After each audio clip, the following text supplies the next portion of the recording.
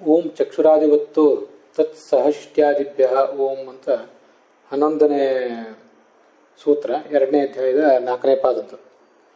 ಅದು ಚಕ್ಷುರಾದ್ಯಧಿಕರಣ ಅಂತ.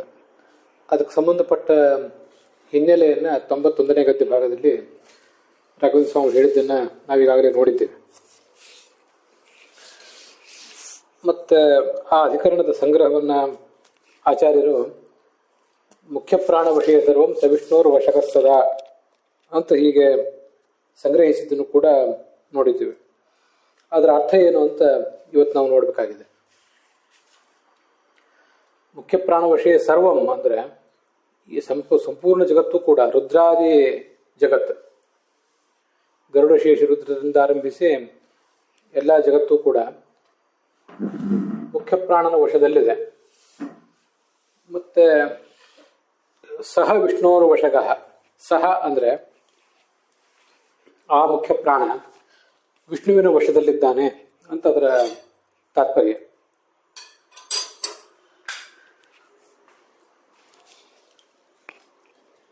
ಇಲ್ಲಿ ಮುಖ್ಯ ಪ್ರಾಣ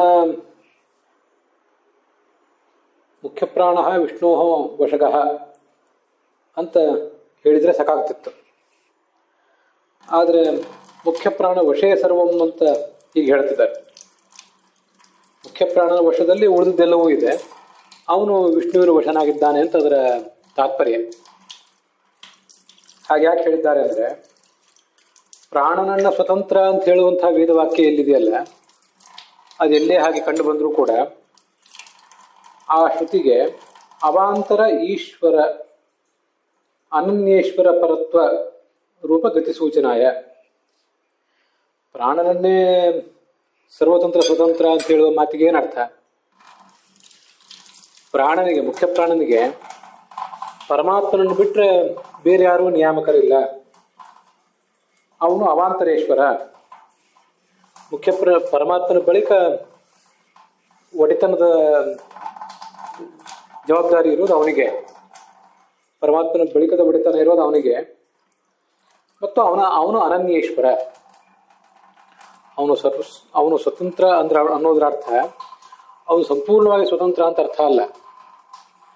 ಅವನು ಪರಮಾತ್ಮನ ಅಧೀನನಾಗಿದ್ದಾನೆ. ಪರಮಾತ್ಮನನ್ನು ಹೊರತುಪಡಿಸಿದರೆ ಬೇರೆ ಯಾರಿಗೂ ಅವನ ಅಧೀನ ಅಲ್ಲ ಅಂತ ಅನ್ನೋದನ್ನು ತೋರಿಸ್ಬೇಕಲ್ಲಿ.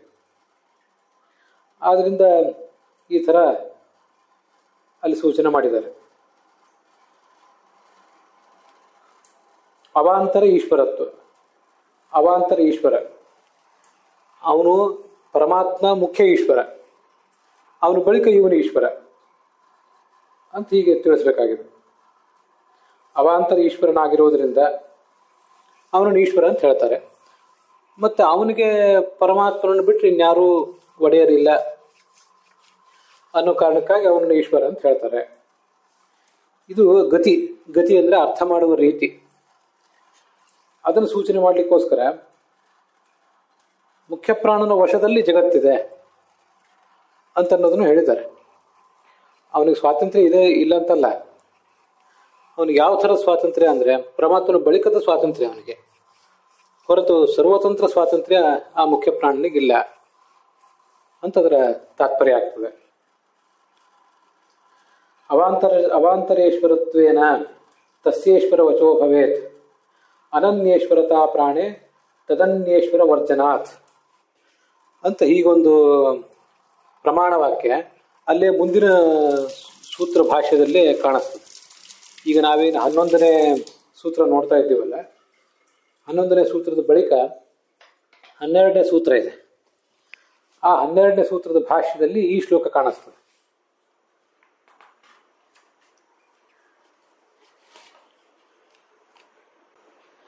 ನಾನು ಹೇಳುವಾಗ ವ್ಯತ್ಯಾಸ ಮಾಡಿದೆ, ಶ್ರೋತೃಗಳು ಸ್ವಲ್ಪ ಅದನ್ನು ಗಮನಿಸಬೇಕು. ಇದು ಈಗ ನಾವು ನೋಡ್ತಿರೋ ಶ್ಲೋಕ ಅವಾಂತರೇಶ್ವರತ್ವೇನ ತಸ್ಯೇಶ್ವರೋಚೋ ಭವೇತ್ ಅನ್ನೋದು, ಇದು 12ನೇ ಸೂತ್ರದ ಭಾಷ್ಯದಲ್ಲಿರುವುದಲ್ಲ, 11ನೇ ಸೂತ್ರದ ಭಾಷ್ಯದಲ್ಲೇ ಇದೆ. ಅಲ್ಲಿ ಚಕ್ಷುರಾದಿವತ್ತು ಸಹಶಿಷ್ಟ್ಯಾದಿಭ್ಯ ಅಂತಿದೆಯಲ್ಲ, ಅದಕ್ಕೆ ಈಗ ಅರ್ಥ. ಕಣ್ಣು ಮೊದಲಾದ ಇಂದ್ರಿಯಾಭಿಮಾನಿ ದೇವತೆಗಳು ಹೇಗೆ ಪರಮಾತ್ಮನ ಅಧೀನರಾಗಿದ್ದಾರೋ ಹಾಗೆ ಮುಖ್ಯ ಪ್ರಾಣನೂ ಕೂಡ ಪರಮಾತ್ಮನ ಅಧೀನನೇ ಆಗಿದ್ದಾನೆ. ಯಾಕಂದರೆ ಗೌಪವನ ಶ್ರುತಿ ಮೊದಲಾದ ಕಡೆ ಆ ಕಣ್ಣು ಮೊದಲಾದ ಇಂದ್ರಿಯಗಳ ಜೊತೆಗೆ ಪ್ರಾಣನನ್ನು ಕೂಡ ಪರಮಾತ್ಮನ ಅಧೀನ ಅಂತಲೇ ವರ್ಣಿಸಿದ್ದಾರೆ. ಇಲ್ಲಿ ಹಿಂದೆ ಮುಂದೆ ಅನೇಕ ವೇದವಾಕ್ಯಗಳನ್ನು ನಾವು ನೋಡಿದರೆ ಅದರ ಜೊತೆಗೆ ಇವನು ಕೂಡ ಭಗವಂತನ ಅಧೀನನೇ.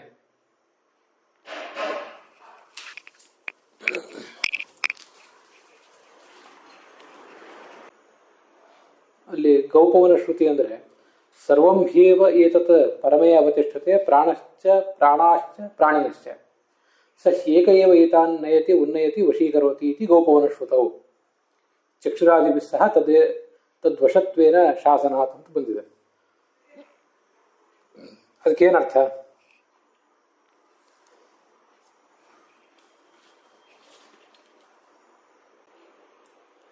ಸರ್ವಂ ಏತತ್ ಸರ್ವಂ ಇದೆಲ್ಲವೂ ಕೂಡ ಪರಮೇ ಪರಮಾತ್ಮನಲ್ಲಿ ಅವತಿಷ್ಠತೆ ಇದೆ.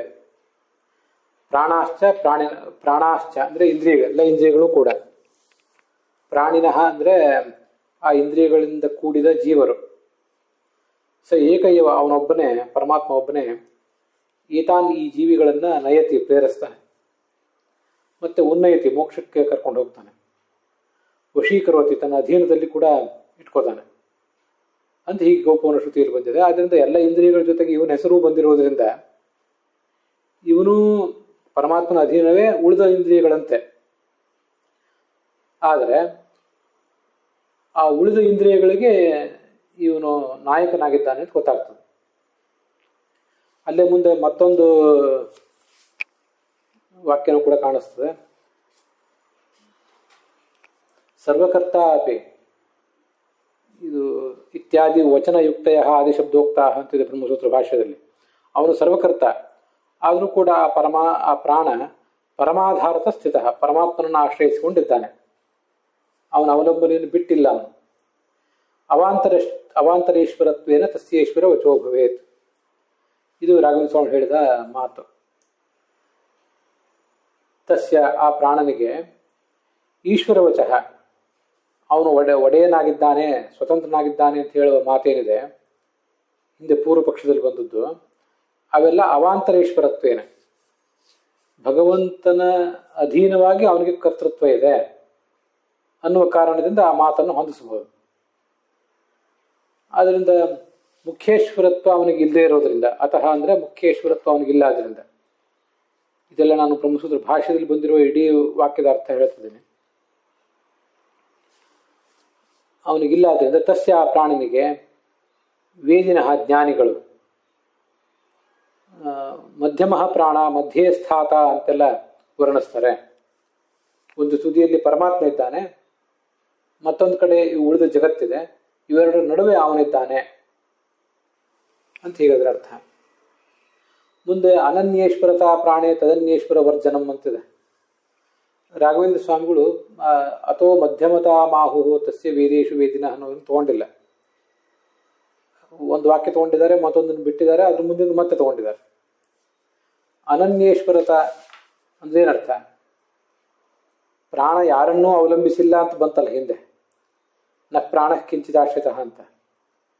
ಅದಕ್ಕೆ ಬೇರೊಬ್ಬ ಒಡೆಯ ಇಲ್ಲ ಅಂದರೆ ಪರಮಾತ್ಮನ ಬಿಟ್ಟು ಬೇರೆ ಯಾವ ಒಡೆಯರು ಪ್ರಾಣನಿಗಿಲ್ಲ ಅಂತ ಅರ್ಥ ಅಂತ. ಹೀಗೆ ಆ ಮಾತಿಗೆ ಅರ್ಥ ಮಾಡಬೇಕು. ಯಥೋ ವಿಶೇಷ ವಾಕ್ಯೇನ ಹ್ರಿಯತೆ ಸಮದ ವಚಃ ಅಂತ ಮತ್ತೆ ಆ ವಾಕ್ಯಗಳೆಲ್ಲ ಮುಂದುವರಿತವೆ. ಆದ್ದರಿಂದ ಹೀಗೆ ಆ ಮಾತುಗಳಿಗೆ ಅರ್ಥ ಮಾಡಬೇಕಾಗಿರುವುದರಿಂದ ಅವನು ಎಲ್ಲರಿಗೂ ಒಡೆಯ, ಮುಖ್ಯ ಪ್ರಾಣ, ಆದರೆ ಪರಮಾತ್ಮನ ಅಧೀನ. ಇಷ್ಟ ಅರ್ಥಗಳು ಒಟ್ಟು ಅದರಿಂದ ಪ್ರಾಪ್ತ ಆಗ್ತವೆ ಅಂತ ತಾತ್ಪರ್ಯ.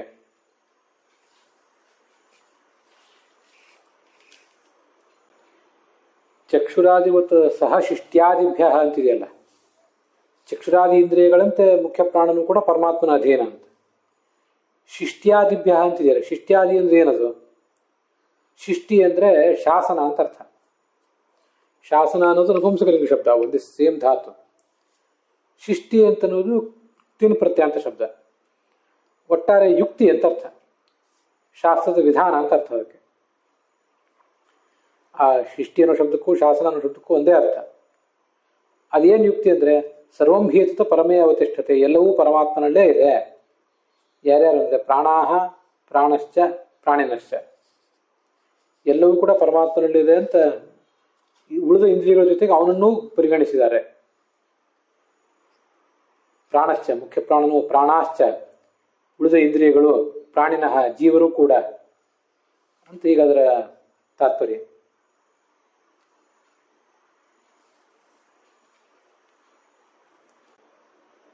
ಹೀಗೆ ಶಿಷ್ಟಿ ಅಂದರೆ ಶಾಸನ, ಉಕ್ತಿ, ವೇದದ ಉಕ್ತಿ ಅಂತ ಅರ್ಥ. ಪ್ರಾಣಾಶ್ಚ ಅಂತ ಇಂದ್ರಿಯಗಳನ್ನು ಬಹುವಚನದಿಂದ ಹೇಳಿದ್ದಾರೆ. ಪ್ರಾಣಶ್ಚ ಎಂಬುದಾಗಿ ಮುಖ್ಯ ಪ್ರಾಣನನ್ನು ಏಕವಚನದಿಂದ ಹೇಳಿದ್ದಾರೆ.